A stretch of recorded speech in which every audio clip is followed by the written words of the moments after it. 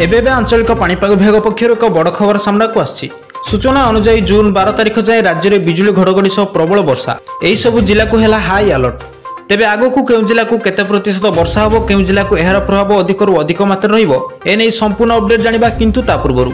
Video गोटे like करंतु, सांगमान सहित वीडियोटी को बहुत मात्रा शेयर करंतु। आपण माने जदि हम चैनल पई नुआ प्रथम थर पई हम चैनल को देखुथिबे ताहाले एबे ही हम चैनल को सब्सक्राइब करी पाखरे आस्थुवा बेल आइकन दबे ऑल नोटिफिकेशन ऊपर ऑन कर रखंतु। आपण माने हमर न्यूज को केउ जिल्ला देखुछंती एवं आपणक अंचल रे पाग वर्तमान किपर रहिछि तळे कमेंट बॉक्स रे निहाती जणाइबे, जहा द्वारा जेबे भी जेकोनसी लेटेस्ट पाणीपागर सठिक सुना आपण माने हम चैनल माध्यम रे सर्वप्रथम देखि परिबे। तेबे चलंतु आउ लेट न करी वर्तमान खबर ऊपर नजर पकेबा।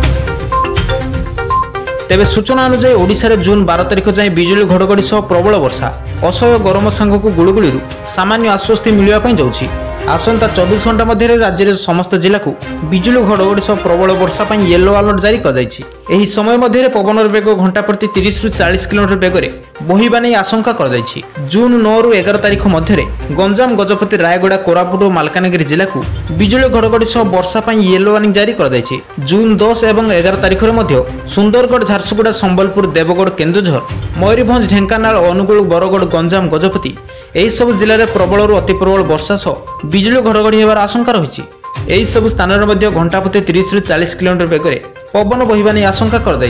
जून 12 और 13 तारिख में मयूरभंज, केन्दुझर, गंजाम, गजपति, रायगड़ा, कोरापुट और मालकानगिरी जिला को बिजुली घड़घड़ी सह वर्षा पर येलो वार्निंग जारी कर जून 12 और 13 तारिख में मयूरभंज, केन्दुझर, गंजाम, गजपति, रायगड़ा, कोरापुट और मालकानगिरी जिला को बिजुली घड़घड़ी सह वर्षा पर येलो वार्निंग जारी कर